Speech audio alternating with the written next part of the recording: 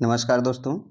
आज हम लोग भौतिक विज्ञान यानी कि फिजिक्स का अध्ययन करने वाले हैं। इस पूरे वीडियो में बहुत ही मज़ेदार तरीके से हम लोग फिजिक्स पढ़ेंगे और कंप्लीट फिजिक्स पढ़ेंगे जो विभिन्न वनडे परीक्षाओं में पूछा जाता है। आइए देखते हैं। पहला प्रश्न है कि निम्नलिखित में से कौन सी मूल भौतिक राशि है? बल, वेग, कार्य और विद्युत धारा। बताना है मूल भौतिक राशि कौन सी है। तो विद्युत धारा मूल भौतिक राशि है। आइए व्याख्या देख लेते हैं प्रश्न की कि जो मूल भौतिक राशियां हैं वह क्या होती हैं।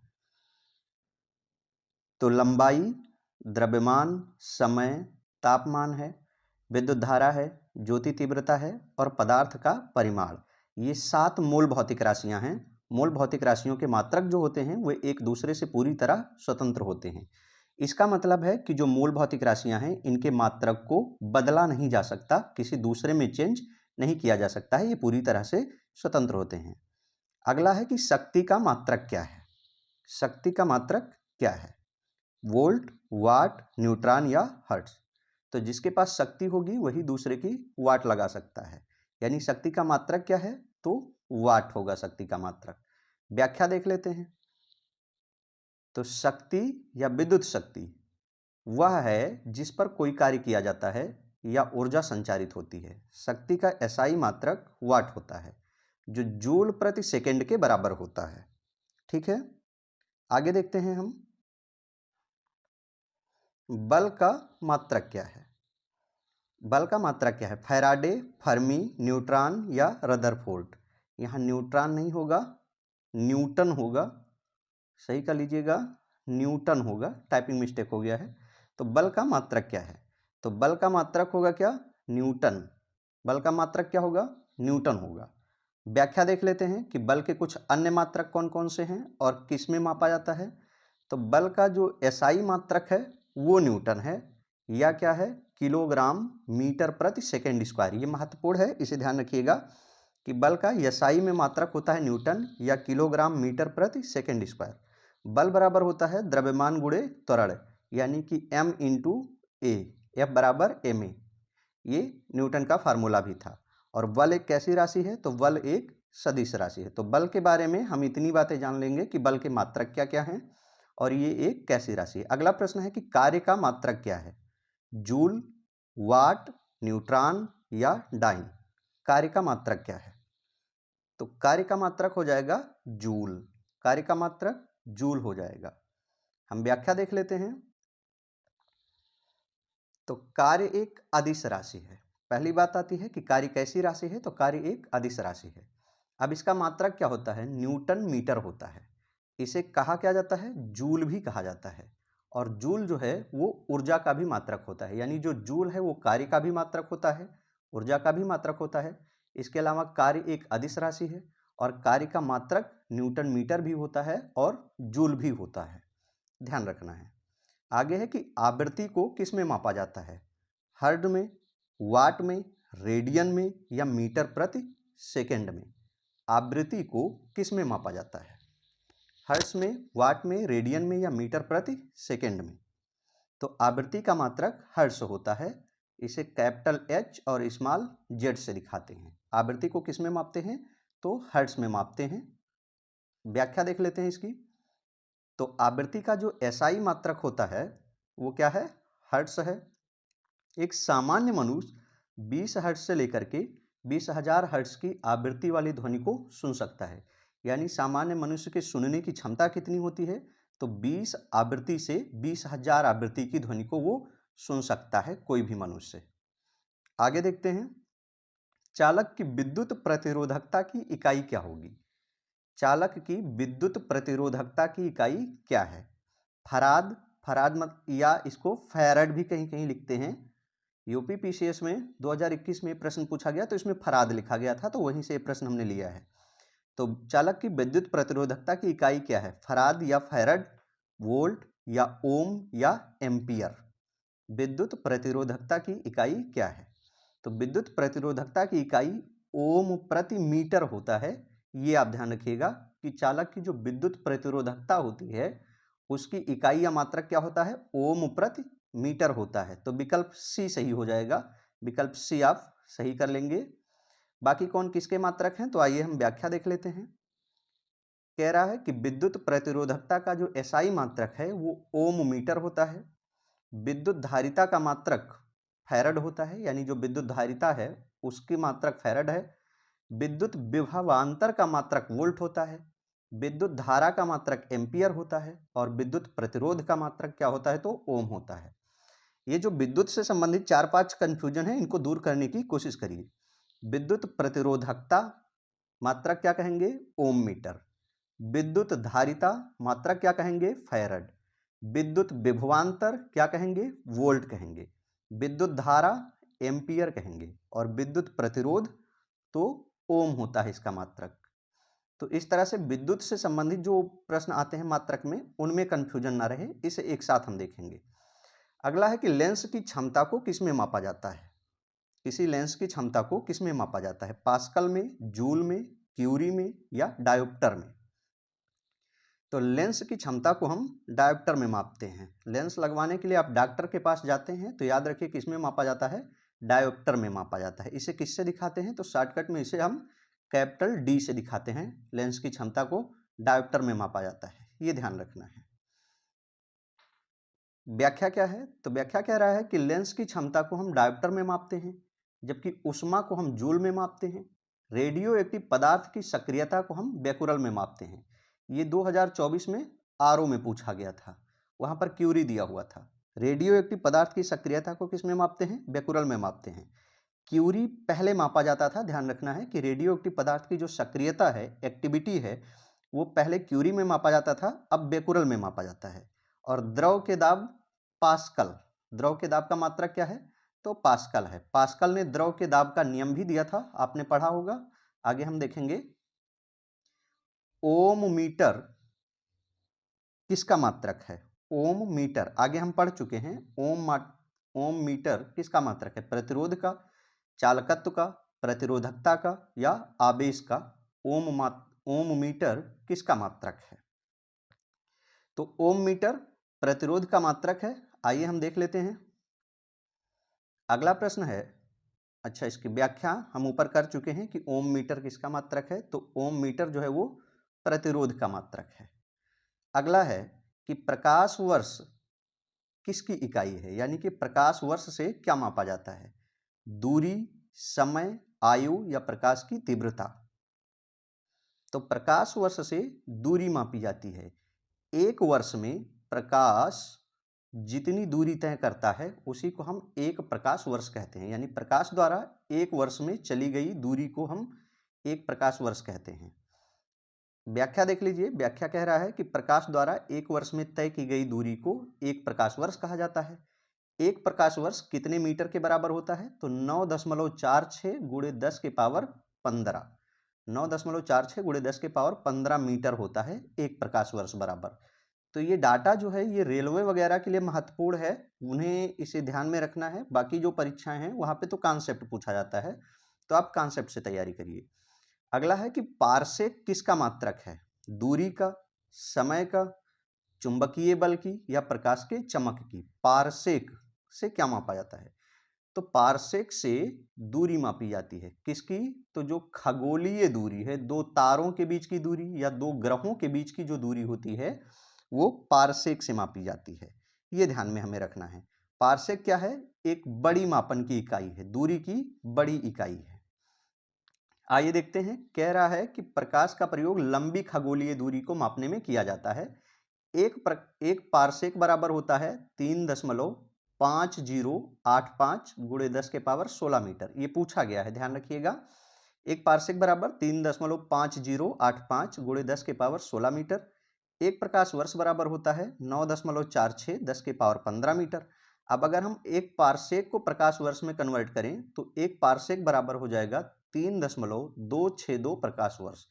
एक पारसेक में कितने प्रकाश वर्ष होते हैं, 3.262 प्रकाश वर्ष होते हैं।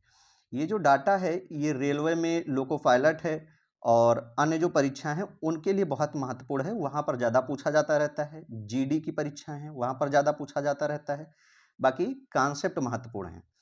अगला है प्रश्न नंबर 11 कि माप की कौन सी इकाई को 0.39 से गुणा कर दिया जाए तो इंच बन जाएगा।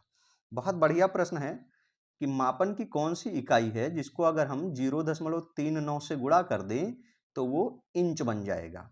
तो ध्यान रखिएगा, सेंटीमीटर को 1 सेंटीमीटर बराबर होता है 3.9 इंच। ठीक है, तो हमें इंच मिल जाएगा, ये ध्यान रखना है आपको। आगे देखिए, ये जितने भी प्रश्न हैं हमने इंपॉर्टेंट प्रश्न सेलेक्ट किए हैं जो किसी न किसी परीक्षाओं में पूछे गए हैं। मेगावाट बिजली के नापने की इकाई है, तो मेगावाट जो है उससे बिजली मापा जाता है, लेकिन कहाँ की? जहाँ विद्युत उत्पादन किया जाता है, या जहाँ उपभोग किया जाता है, या बचत किया जाता है, या ट्रांसमिशन में ह्रास होता है उसकी, कहाँ की? तो मेगावाट में विद्युत उत्पादित विद्युत मापा जाता है, यानी जहाँ पर बिजली का उत्पादन होता है वहाँ पर हम मापते हैं। हम कहते हैं कि यहाँ पर इतने मेगावाट का विद्युत उत्पादन हो रहा है। जैसे जब भारत सरकार कहीं पर पावर प्लांट लगाता है तो हम ये कहते हैं कि यहाँ पर तो इतने मेगावाट का विद्युत उत्पादन होगा, तो इस तरह से वहाँ पर हम उत्पादन मापते हैं, ये ध्यान रखिए। अगला है कि कौन सा एक सही सुमेलित नहीं है, यानी जो मात्रक दिए हैं आपको बताना है कि किसका मात्रक सही सुमेलित नहीं है। कार्य का मात्रक जूल, या बल का न्यूटन, या द्रव्यमान का किलोग्राम, या दाब का डाइन, क्या सही नहीं है? तो देखिए, दाब का मात्रक जो है वो डाइन नहीं होता। डाइन किसका मात्रक है? डाइन बल का मात्रक होता है। दाब का मात्रक अभी हमने ऊपर पढ़ा है कि क्या होता है, पास्कल होता है। पास्कल ने द्रव के दाब का नियम भी दिया था। और डाइन किसका मात्रक है? तो डाइन जो है वो बल का मात्रक है, ये भी हम देखे हैं। आगे आइए देखते हैं, कह रहा है एक हार्स पावर में कितने वाट होते हैं। मोस्ट इंपॉर्टेंट प्रश्न है कि एक हार्स पावर में कितने वाट होते हैं। 1000 वाट, 750 वाट, 746 वाट, या 748 वाट। तो एक हार्स पावर बराबर होता है 746 वाट। आगे आइए हम देखते हैं, व्याख्या है कि किसी कर्ता द्वारा कार्य करने की दर को उसकी शक्ति या सामर्थ्य कहते हैं। इसका जो मात्रक होता है वो जूल पर सेकेंड होता है, यानी शक्ति या सामर्थ्य का मात्रक क्या होता है? जूल प्रति सेकेंड होता है। जूल प्रति सेकेंड को वाट कहा जाता है, यानी 1 वाट बराबर होता है 1 जूल प्रति सेकेंड। अब ये डाटा महत्वपूर्ण हो जाता है। 1 वाट में कितने जूल प्रति सेकेंड होंगे? तो 1 जूल प्रति सेकेंड होंगे 1 वाट में।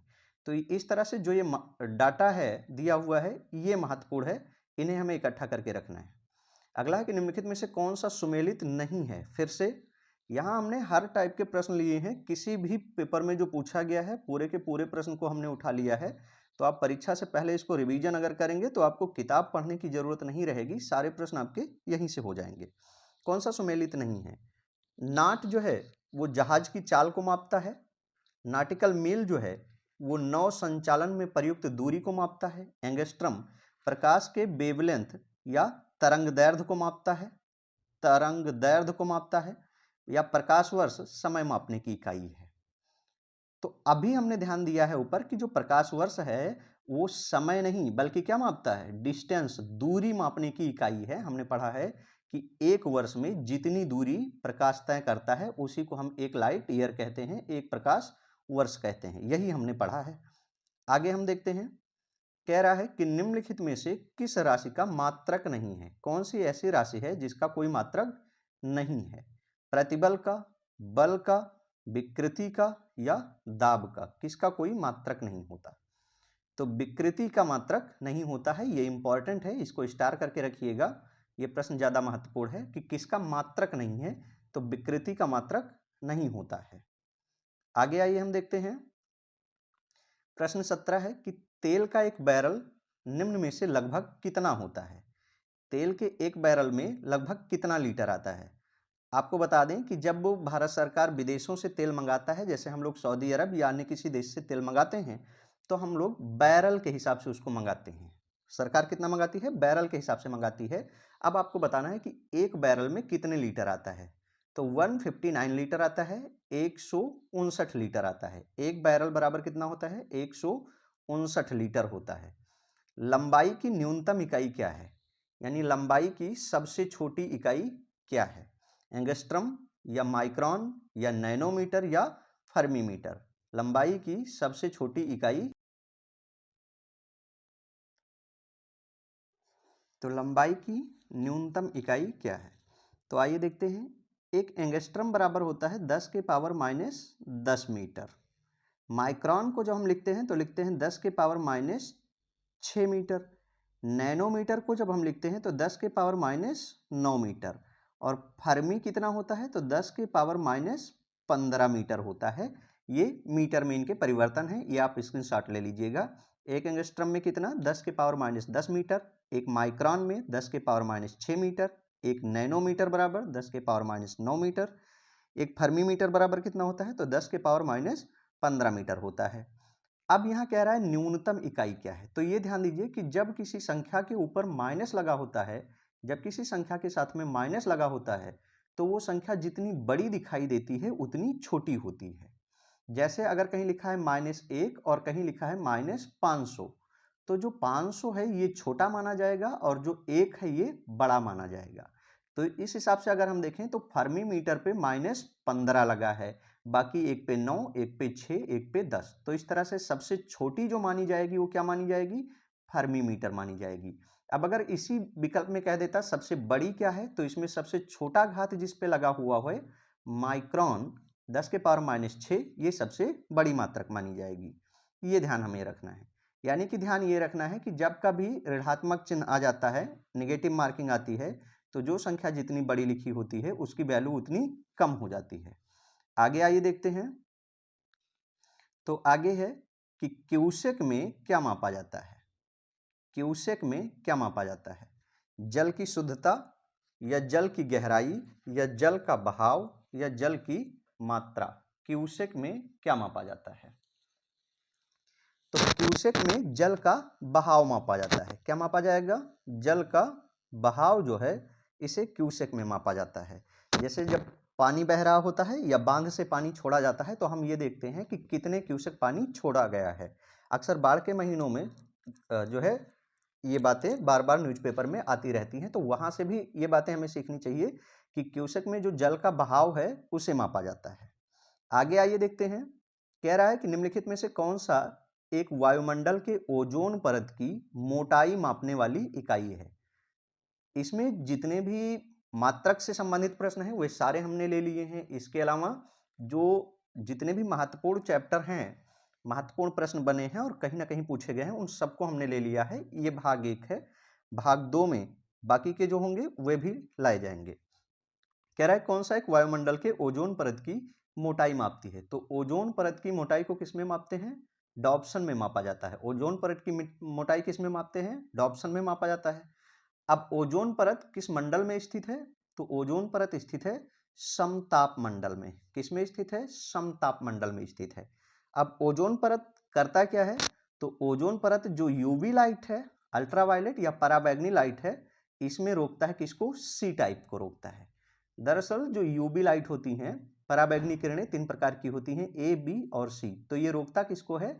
सी टाइप को रोकने का कार्य करता है। यह ध्यान रखिए।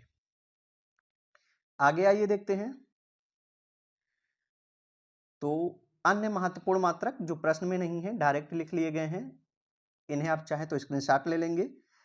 विभवांतर का मात्रक वोल्ट होता है, ऊष्मा को कैलोरी में, आवेग को न्यूटन सेकेंड में, क्यूसेक से क्या मापते हैं? जल के प्रवाह को। रिक्टर, भूकंप की तीव्रता को रिक्टर पैमाने में मापा जाता है।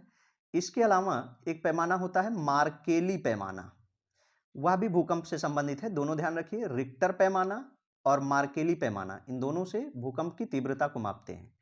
भूकंप का अध्ययन किसमें किया जाता है? तो सिस्मोलॉजी में किया जाता है। किसमें किया जाता है? सिस्मोलॉजी में किया जाता है।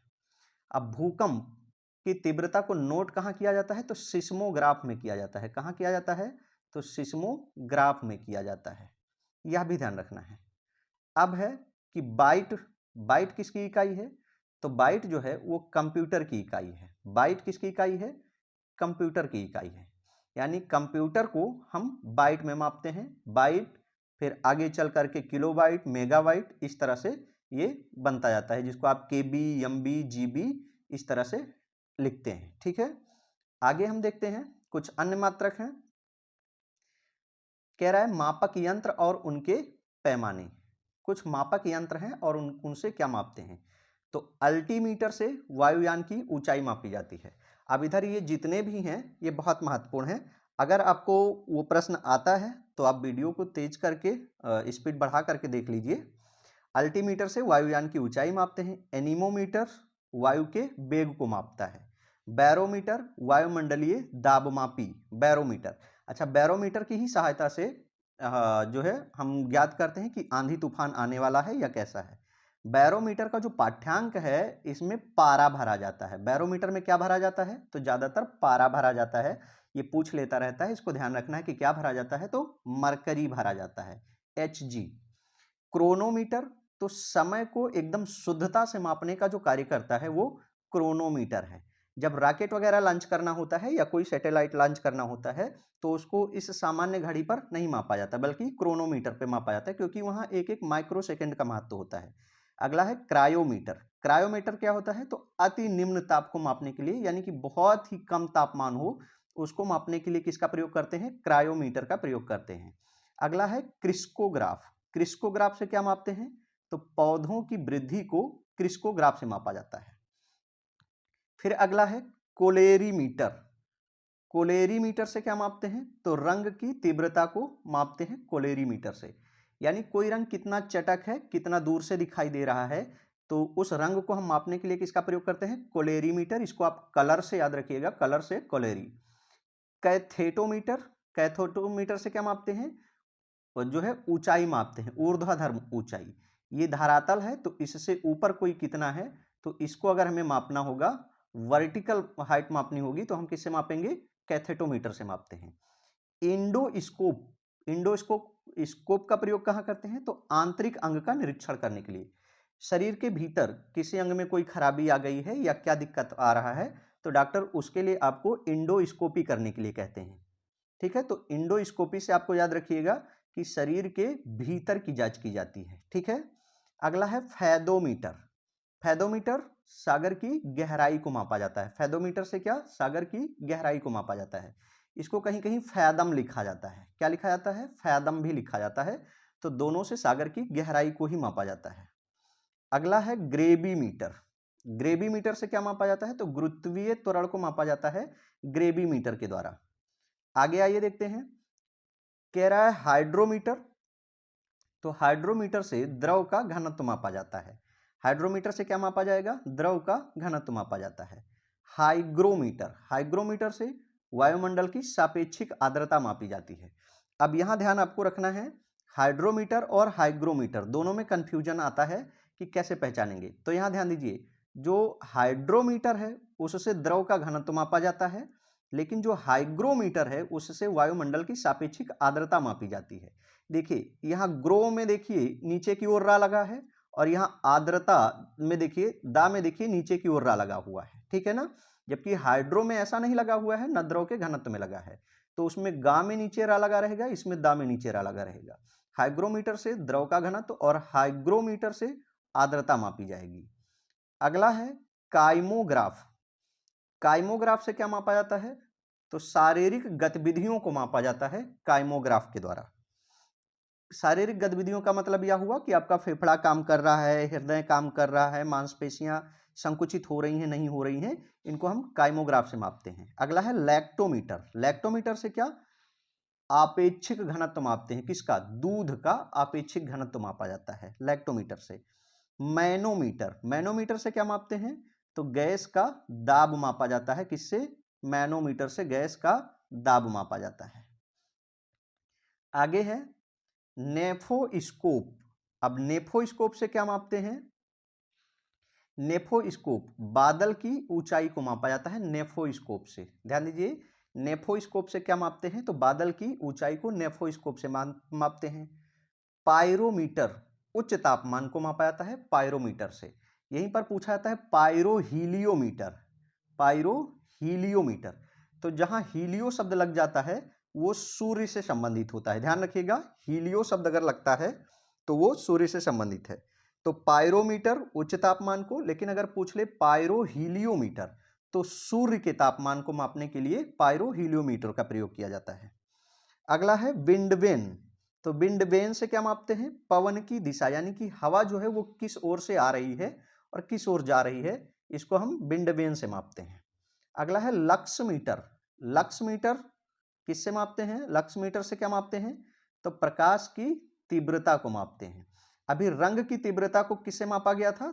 तो कोलोरोमीटर। और अब प्रकाश की तीव्रता को किससे मापते हैं? तो लक्स मीटर से मापते हैं। अगला है रिफ्रैक्ट्रोमीटर। रिफ्रैक्ट्रोमीटर से क्या क्या मापते हैं? अपवर्तनांक। जो प्रकाश का अपवर्तनांक होता है उसको हम रिफ्रैक्ट्रोमीटर से मापते हैं। ठीक है। Rain gauge. रेन गेज से क्या? वर्षा, झंझावात। वर्षा को मापते हैं कि कितनी बारिश होने की संभावना है रेन गेज से। इसके अलावा क्या वर्षा के साथ में आंधी आ सकता है, झंझावात आ सकता है, तूफान आ सकता है? इन सबको हम किस में मापते हैं? तो रेन गेज में मापते हैं। ये जितने भी प्रश्न चुने गए हैं वे सब बहुत महत्वपूर्ण हैं और सारे के सारे किसी न किसी एग्जाम में पूछे गए हैं। हमने वहीं से उन प्रश्नों को लिया है और उन्हें हल करने की कोशिश की गई है। तो इन्हें आपको ऐसे ही तैयार कर लेना है।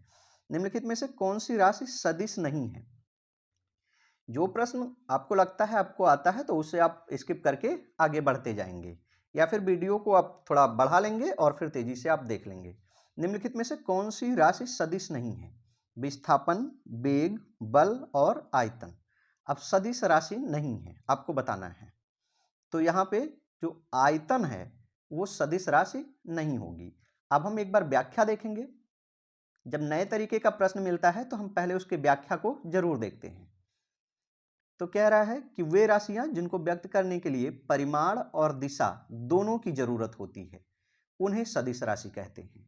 अब परिमाण और दिशा का मात्रक क्या हुआ? दिशा तो डायरेक्शन समझ में आता है, परिमाण का मतलब है उसका द्रव्यमान भी बताया जाएगा, उसमें कुछ मात्रा भी बताई जाएगी। जैसे कहा जाए कि मोहन 10 किलोमीटर गया, तो अब इसमें यह नहीं बताया गया कि किधर गया, उत्तर गया, दक्षिण गया, पूरब गया, पश्चिम गया, किधर गया नहीं पता। अब वही कहा जाए कि मोहन 10 किलोमीटर पूरब की ओर गया, तो इसमें 10 किलोमीटर यानी मात्रा भी दी गई है और दिशा भी दी गई है। तो मात्रा और दिशा यानी परिमाण और दिशा जहां दोनों दिया जाए वो सदिश राशि है, और जहां पर केवल और केवल परिमाण दिया जाए, दिशा ना दिया जाए, वह अदिश राशि है। अब सदिश राशियों में बल है, वेग है, विस्थापन है, त्वरण है, संवेग है और आवेग है। याद करिए कि बल, वेग, विस्थापन, त्वरण, संवेग और आवेग ये सदिश राशियां हों। एक काम करने वाली ट्रिक ये है कि जहां पे वा अक्षर का उच्चारण होता है उनमें से 90%, सारे नहीं लेकिन 90% लगभग सदिश राशियां होती हैं। ये आप ध्यान रखिए। जैसे आप देखेंगे तो वेग है, विस्थापन है, त्वरण में भी वा है, संवेग में है, आवेग में है और बल में भी वा का उच्चारण यानी वा का आता है। अगला है कि निम्नलिखित में से कौन सी राशि अदिश राशि है? कौन सी राशि अदिश राशि है? चलिए, तो बल, दाब, वेग, त्वरण। तो दाब जो है वो हमारी अदिश राशि हो जाएगी, दाब अदिश राशि हो जाएगी। एक बार हम व्याख्या देख लेंगे। अदिश राशियों से संबंधित व्याख्या क्या है कि वे राशियां जिनको व्यक्त करने के लिए केवल परिमाण की आवश्यकता होती है, दिशा की जरूरत नहीं होती। जैसे कह दिया जाए कि नैना 5 किलोमीटर दूर गई, तो वो किधर गई है 5 किलोमीटर दूर? डायरेक्शन नहीं क्लियर है, केवल परिमाण दिया हुआ है, तो इस तरह से ये हो जाएगा अदिश राशि। अब अदिश राशियों में आयतन है, चाल है, दूरी है और दाब है। याद करिए, आयतन, चाल, दूरी और दाब ये सारी क्या हो जाएंगी? अदिश राशियां हो जाएंगी, स्केलर क्वांटिटी हो जाएंगी। आगे है कि पदार्थ के संवेग और वेग के अनुपात में कौन सी भौतिक राशि प्राप्त की जाती है? पदार्थ के संवेग यानी मोमेंटम और वेलोसिटी के रेशियो में कौन सी जो फिजिकल क्वांटिटी है, भौतिक राशि है, वो प्राप्त होती है? तो ध्यान दीजिए कि द्रव्यमान जो है वो प्राप्त होगा। क्यों? क्योंकि द्रव्यमान बराबर होता है संवेग बटे वेग, m बराबर होता है p बाई v। ये फार्मूला भी याद रखिएगा, या p इक्वल टू होता है mb। संवेग बराबर होता है क्या? द्रव्यमान गुणे वेग, या द्रव्यमान बराबर हो जाएगा संवेग बटे वेग। ठीक है, तो इसका सही उत्तर क्या हो जाएगा? विकल्प सी हो जाएगा। ये ऐसे आपको तैयार कर लेना है। अगला है कि हवाओं में जो ऊर्जा होती है वो कहाँ से आती है? हवाओं में किस प्रकार की ऊर्जा होती है? केवल गतिज ऊर्जा, केवल स्थितिज ऊर्जा, विद्युत ऊर्जा या स्थितिज और गतिज दोनों प्रकार की ऊर्जा होती है। आप इत्मीनान से उत्तर देंगे। तो हवाओं में केवल और केवल गतिज ऊर्जा होती है। हवाओं के चलने में जो गति होती है उसको एक मोटर से इकट्ठा कर लिया जाता है और उसे फिर इलेक्ट्रिक में कन्वर्ट कर दिया जाता है। अगला है, गति को सर्वप्रथम किसने परिभाषित किया था? गति को सबसे पहले किसने परिभाषित किया था? गैलीलियो ने, न्यूटन ने, केपलर ने या टालमी ने? गति की परिभाषा किसने दी थी? तो गति को सबसे पहले गैलीलियो ने परिभाषित किया था। गति को सबसे पहले किसने परिभाषित किया था? गैलीलियो ने। जो जड़त्व का नियम है बाद में न्यूटन का नियम बन गया, वो गैलीलियो ने ही दिया था, ये ध्यान रखिए। अगला है कि न्यूटन के गति का पहला नियम क्या माना जाता है? अभी हमने पढ़ा है कि न्यूटन के गति का जो पहला नियम है वो कौन सा नियम है? जड़ता का नियम या जड़त्व का नियम। न्यूटन के गति का पहला नियम है जड़ता या जड़त्व का नियम। अच्छा, जड़ता या जड़त्व का नियम होता क्या है? जड़ता या जड़त्व का नियम होता क्या है कि एक छोर स्थिर रहता है और स्थिर छोर के परितः जब कोई पिंड गति करता है तो वही जड़त्व या जड़ता का नियम है। अगला है कि एक ट्रेन जैसे ही चलना आरंभ करती है उसमें बैठे हुए यात्री का सिर पीछे की ओर झुक जाता है। इसका कारण क्या है? यानी ट्रेन रुकी हुई है तो ठीक है, जब ट्रेन चलती है तो उसमें यात्री का जो सर है वो पीछे की ओर झुक जाता है। क्यों झुक जाता है?